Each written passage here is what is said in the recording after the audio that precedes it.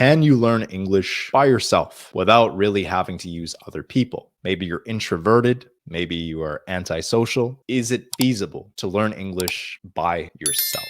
Is it possible? The answer is yes. Is it ideal? That's debatable. But I'll show you 5 ways that you can do it on your own if you prefer to learn English by yourself. The first method is using the shadowing technique. This is simply used when you're reading, when you're listening to English, consuming a video with subtitles, or maybe just listening to an audiobook while reading and listening to it simultaneously. But essentially, you're going to be speaking while simultaneously reading and listening. Hence why it's called the shadowing technique. You're going to be shadowing what you're reading and what you're listening to. You can do this with the videos with subtitles, but personally, I prefer to use the application LinkU. With LinkU, essentially, it'll feed you content based on what you're interested in, and it will feed it to you based on your current level of English. Basically, I'll be reading and I'll also play the audio. I'll be reading and listening, and I'll be shadowing to what I'm hearing. This is a great way to practice your pronunciation and really exercise your mouth and train your mouth to speak like a native English speaker. And you can do it by yourself. You do not need other people to do this, which is the beautiful thing about it. This leads to the second method, which is having conversations by yourself. So what does this imply? You can talk about things that you want to do today, things that you did yesterday, things that you're going to do tomorrow, things you're going to do in the distant future. You can express anything that's on your mind and how you feel about it. You can watch a video and then express your opinion based on the video you just watched or the podcast you just listened to. There are many different ways to have these conversations with yourself. The important thing, though, is that you're having these conversations out loud. You're actually saying the words out loud and training your mouth to speak them out loud.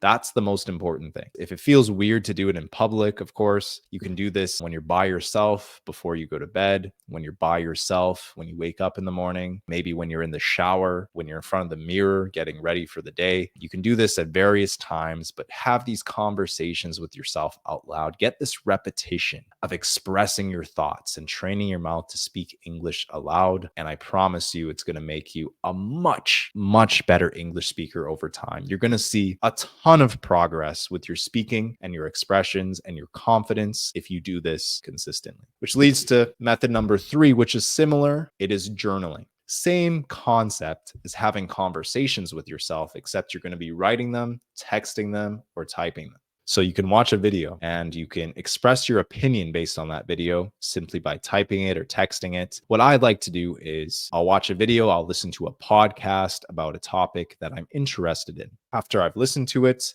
I will simply take out the notes application on my phone and then I'll type away and express my opinion on it. The good thing about this is when you express your opinion on a notes application or a Google Doc or whatever it is, there are grammar tools such as a spell check tool. It'll correct words that are spelt incorrectly, which will show you the correct way to spell them. It'll show you sentences that don't grammatically make sense and you can reword it. Little things like these will actually improve your grammar just by you practicing expressing yourself organically. So if you can have conversations with yourself and journal every day consistently, this is going to become second nature to you over time. When you get into real life situations where you need to express yourself to somebody else in the English language, it's going to feel completely natural. You're going to basically feel fluent when you do it, as if you did it every day, because you are doing it every day. You're practicing it every single day. If I practiced how to play the saxophone every single day for like 1 year, 2 years, or 3 years, I'd be really, really good playing the saxophone. It comes down to repetition, the muscle memory in your mouth, and this will do wonders for your confidence when it comes to speaking.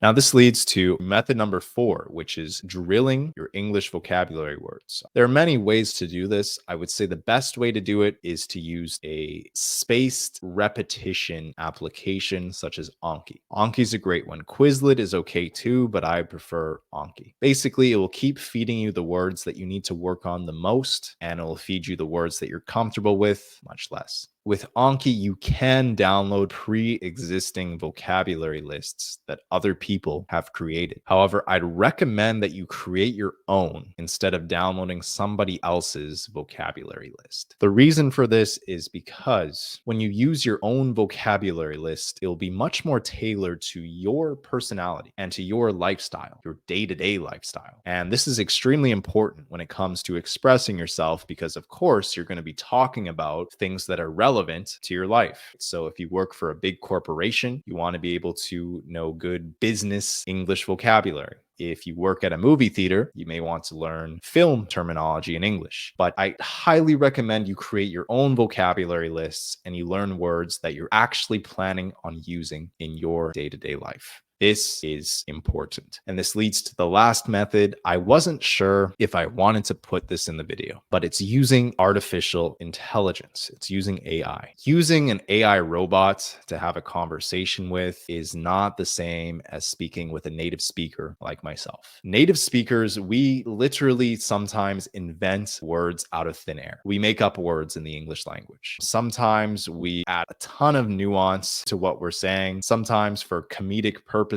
we say something that does not make sense to be funny. There are so many different literary devices as well in the English language that really only native English speakers could use in a flexible way. When you're having a conversation with an artificial intelligence robot, it's going to be politically correct and it may not pick up on the entire context of the conversation that you're trying to have. With an AI robot, you can either use ChatGPT if you want to have a conversation by text, or you can use several different applications if you want to have a vocal conversation with an AI robot as well. Now, if you need any other help or any other guidance improving your English, I created a free English fluency guide. You can download it. I'll leave it in the description somewhere down with the link below. And essentially, it'll take you through how to become fluent in English, A to Z, step by step, and the resources that I would recommend that you use. All of the resources that I recommend, they have a free version or they're just free. So definitely check them out. And to summarize, method number 1, use the shadowing technique. Method number 2, have conversations with yourself. Method number 3, journal. Method number 4, drill English vocabulary words. And method number 5, use artificial intelligence. There are 5 methods that you can use to become fluent in English by yourself.